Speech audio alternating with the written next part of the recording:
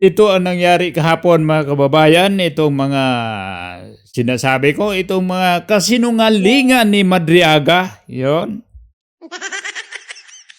Si Madriaga ay sinungaling. Gusto lang niya ipalabas na yung mga sinasabi niya ay pabalik-balik at gunggong naman itong mga member ng Justice Committee na lagi niyang ipabalik-balik yung tanong para maibalik-balik yung pagsasalita, yung pagsasabi ni Madriaga. Pagka nasa isip nila na kung yung kasinungalingan ay inulit-ulit mo ay magiging totoo.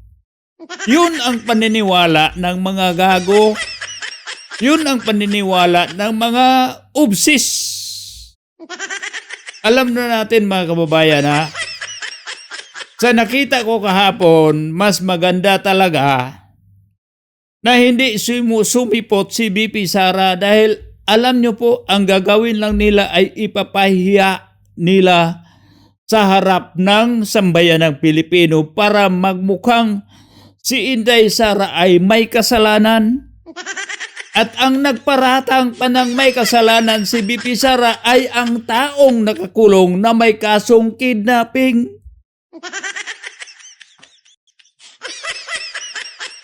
Dito lang tayo nakakita sa ating bansa nangyayari na ang isang opisyal, isa sa pinakamataas na opisyal ng ating bansa na hinalal ng milyon-milyong Pilipino na ay ipahiya lang ng isang taong nakakulong.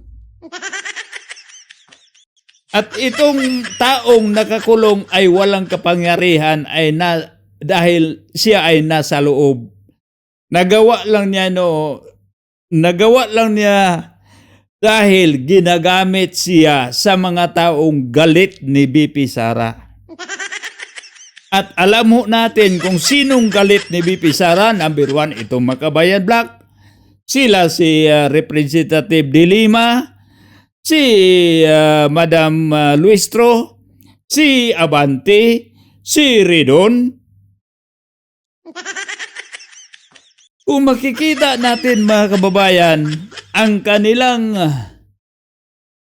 mga testimonya o additional na mga ebidensya nila na linatag nila ay kuha pa noong mga nakaraan nga mga committee hearing nila, di ba? Buhay pa nga si Akop na nakadiscovery daw ni Mary Grace Piatos. O di ba? So ibig sabihin, maliban kay Madriaga, ginamit lang nila si Madriaga para mailabas nila ang kanilang ebidensya. Saan ka pa? Itong Justice Committee, nagbuka silang prosecutor na sila ang magtimbang kung may halaga ba, kung may kabigatan ba ang mga paratang o ang mga akusasyon doon sa nasasakdal. Pero ang nangyayari, sila ang magtitimbang pero sila ang nagpresentar ng ebidensya. Sa madaling salita, sa nakita ko kahapon, ang Justice Committee member ay nagmukhang abogado ni Madriaga.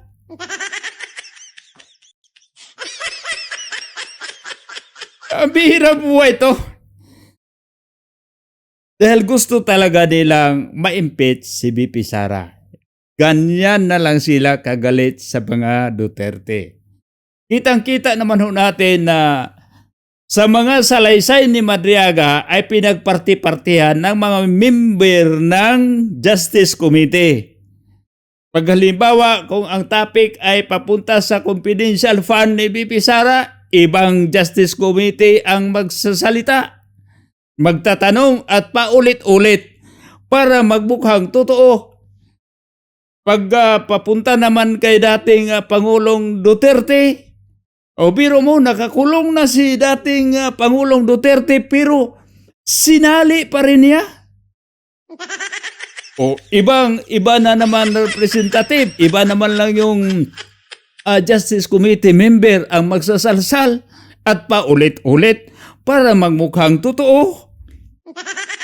Dahil nga may kasabihan, pag ang totoo daw, pag ang kasinungalingan daw ay pinaulit-ulit mo at laging inuulit-ulit mong sasabihin kahit yung mga hindi tama kasinungalingan ay para magiging totoo. At ito pa, idagdag ko, pag halimbawa itong may isang totoo at ihalo mo sa kasinungalingan, baka naisip nila na itong kasinungalingan kung mahalian ng totoo ay magiging totoo na lahat.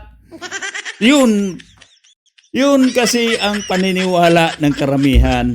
Pero dito po mga kababayan, karma lang. Karma lang sa kanila. Dahil alam ko po, may awa ang Panginoon. Pag yung mabuti kang tao, mabuti yung ginagawa mo, may protection ang Panginoon. Itong niya sa Justice Committee, may padasal-dasal pa itong mga demonyo. Yung nag-umpisa sila, naku po, may padasal-dasal pa. Akala ko nga, baka masunog na tong yung sungay nila. Wala hindi tinablan dito tayo dito sa pahayag ni Madam Amy. Naku po, si Manang Amy. Hindi to ibig sabihin na to the risk ko sa dito lang maiksi lang tong clip kinuha ko. Pagkakaintindi ko dito, hindi ito, kumbaga sa pagkakaintindi ko naman to kinapyan si Madam Amy ha. Sang-ayon lang ho ako dito sa mga sinasabi niya.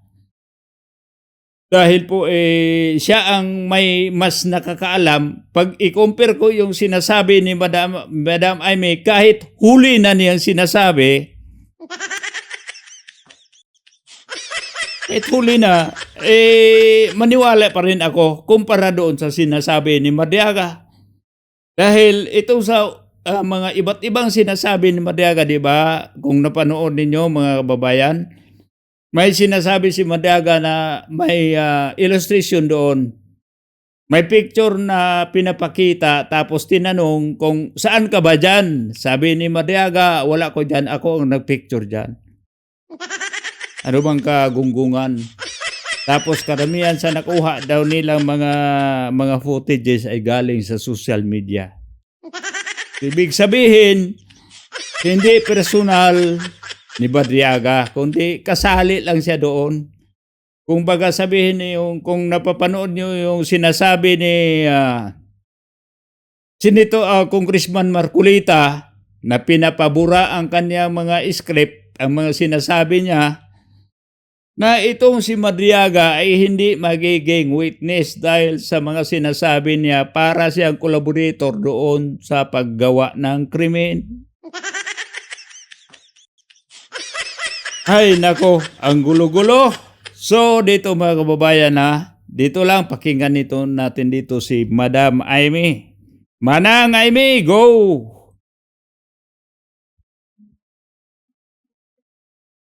Balikan ko lang si Madriaga. Kasi kahapon nagpakita sila ng mga series of pictures and even videos na talagang kung titignan mo, kasama siya sa inner circle ni Vice President before, during, and after. Pasensya, hindi ko Tama na. nakita. Tulad ng sinabi ko kanina, unang-una, may hearing ako, marami tayong trabaho dito sa Senado.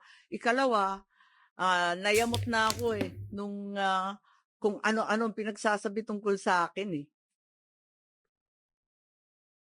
Hindi ko nakita sa madaling sabi. Pero personally, ma'am, you never had any chance of... Sa dami ng tao sa isang kampanya, hindi ko na sure. Baka nandun, hindi ko alam. Pero hindi ko talaga siya nakilala. Ang nakita ko na lang, nagulat na lang ako, sino yung paiyak-iyak dyan? Ang drama yan.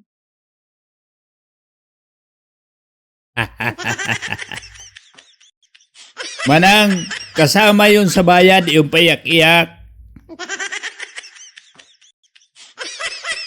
Yun na lang, halimbawa, pag hindi mo masyadong na-memorize yung script, iyakan mo na lang para mapus.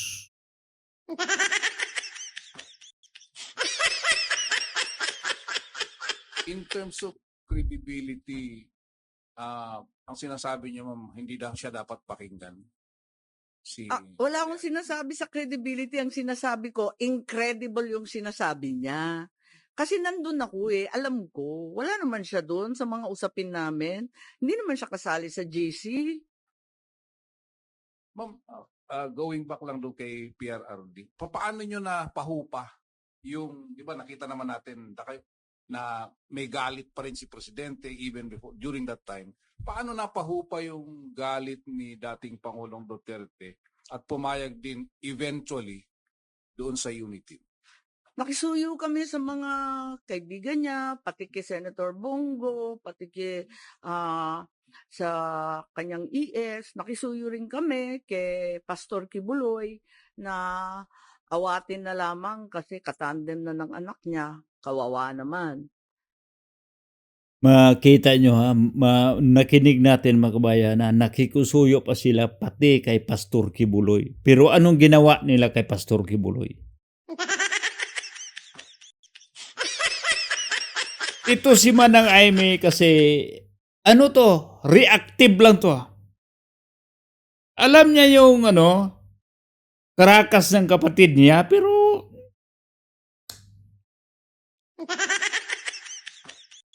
Manang Aimee, di kita minsan maniwala ko sa'yo, minsan di rin kita maintindihan. Dito natin makita mga kababayan na alam niya buong istorya. Hindi naman ibig sabihin na porket presidente na yung kapatid mo, bilang ikaw ay nakakatandang kapatid, nagsasawa pa nga ng tagapayo dyan? Ang kapatid, ang pinakadakilang tagapayo dahil alam niya lahat anong ugali, pati amoy ng kapatid. Alam niya yan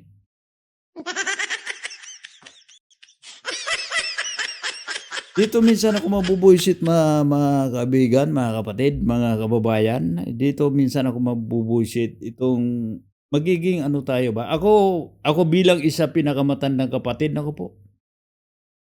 Sa hindi pa lang gumagawa ng kabulastugan yung kapatid mo, parang alam mo na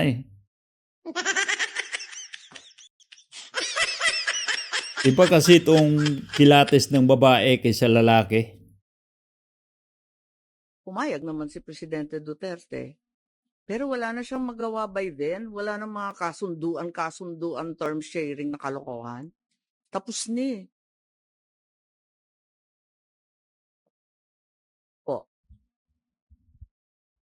Isa rin sa na-mention ni Madriaga, yun daw confidential fund ni BP Sara, hindi in 11 days but in 24 hours na 18 hours, di ba? How do you find that statement? Di ko alam tulad ng sinabi. Alam ko yun, Manang Aimee. Itong pinapalabas ngayon ni Madriaga, para matabunan itong korupsyon ngayon sa flood control. Pero mo, yung flood control, sabi ng mga witnesses, o yung nagkarga, sa isang linggo, ilang beses sila mag-deliver ng ganong karaming pera. O diba? Nalalampasan na yung halaga doon sa confidential ni Ma'am Sara, ni BP Sara.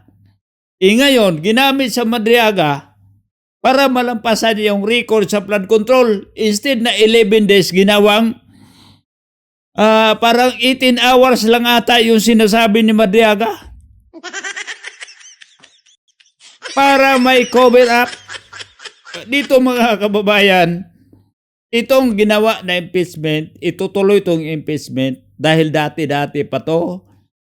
Yung may bulong-bulungan pa na magkaroon ng impeachment, tinatanong ito si Bongbong Marcos. Hindi siya pabor dahil magkawatak-watak lang yung Pilipino, pero anong ginagawa niya? Tinuloy pa rin. Hindi natin alam kung kaninong utak ginagamit yan, kay Marcos ba o sa mga amuyong ba. Ito ay dahil ay pagtakpan ang kanilang mga ginawang kabulastugan. Dahil alam na nila dito ha, parehas silang may intelligence fund. Itong intelligence fund, hindi lang yun, pagkakaintindi ko lang dito, pagkakaalam ko lang, sarili ko lang na pagkakaalam dito. Hindi yung ginagastos mo, yung panglabas lang, pati yung sa loob, kung anong ginagalaw dyan. At yung mga taong gumagawa dyan, magkikwento-kwentuhan din yun. Ay, ito ang nangyari kasi dito sa atin na atin lang to. Kaya alam ni BP Sara yung galawan dyan. Kaya sila alam dito eh. Tapos nag-alaman na, nagkabukingan na. O yun, dito na sa kabirap tayo magtalunan. Dito tayo sa impeachment. O tapos, dito ang pinakamatibay na makinarya sa administrasyon. O maraming pera. Ayun, maraming yung mga suhulan ng mga mambabatas. Yun, di ba? Naalala nyo, yung unang impeachment kay BP Sara, diretso impeach, biro mo, nagkabutuhan agad. O, bigla na lang tayo lahat. O, ngayon, dinadaan sa proseso. Hindi ko naman pinakinggan ng buo. Nabalita lang sa akin na binanggit ako. Hindi ko pa nakikita yung iba niyang sinabi. Kaya nabanggit ikaw, kaya nag-react ka. Pag hindi ka nabanggit, ate, umanang, hindi ka magre-react. Pero kahit papaniwalaan pa rin kita dyan sa mga sinasabi mo. Sa kanyang credibility, doon lang Doon lang talaga, doon sa term sharing. tungkol sa akin. Kasi klarong-klaro talaga sa akin. Ang liwa-liwanag, Nahanap ko pa yung telepono, andito pa yung mga survey na tira-tira. Naku talaga naman. Babalik ta rin niya lahat yan. So your appeal to PBBM na sana kung hindi siyang nasa likod nito, itama niya yung kasinungalingan na yun ni Madriaga. Oo, kasi magkasama kami. Alam niya yung totoo. Are you expecting him to say something about that, ma'am? Sana. Ma'am, doon sa FB mo recently, parang sabi mo may mga nananawagan sa iyo na sana ilabas yung medical bulletin o tunay na kalagayan ng kalusugan ng Pangulo. Pero after that, parang the same day yata, nagpakita si Presidente, nag-jogging, nag-jumping jack, and then mga challenge pa niya yung mga tao na kumukwestiyon, nagsasabing may sakit siya na sumama sa kanyang mag-gym at magbuhat. Hindi kami nagkikita. Tama yun. Kaya ang dami nangungulit sa akin. Oy, pagtapat na ninyo yung nangyayari kay Presidente. Sabi ko, sa kasamaan pala, di naman kami nagkikita. Mukhang 1 taon ni. Kaya hindi ko masasabi. At wala naman doktor na humaharap at nagtatapat ng medical bulletin. Ang alam ko, yung alam din ninyo. Pero kung gumagaling na siya, magpapasalamat ako. O sa Madam Aimee, so nagdepende ka lang din dyan sa mga reporter niyan.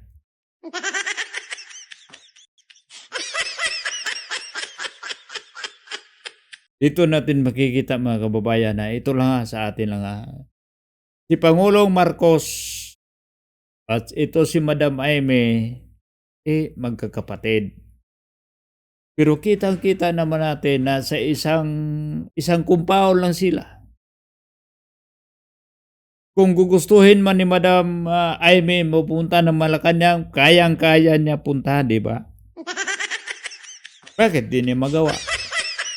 Kumustahin yung kapatid niya.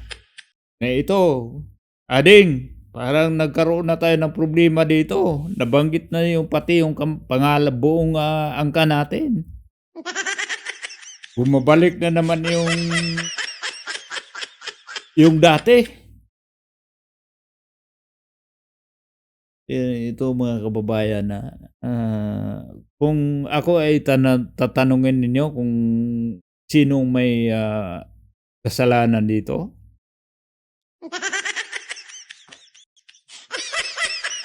Tayong bumuboto ni Bongbong Marcos. Wala ibang masisi dito. Yung problema sa ating pamamahay, walang ibang masisisi kundi ang may-ari talaga ng bahay kung sinong andyan sa bahay, di ba? Para lang yung nasa paligid natin. Pag dugyot yung paligid natin, alangan naman sisihin natin yung Amerika, sisihin natin yung Japan, di tayo lang din. Bakit dugyot tayo, di ba? Yung kalat natin dyan sa Pilipinas, yung gulo natin sa Pilipinas, walang ibang nag-create dyan, walang ibang pasimuno dyan, tayo.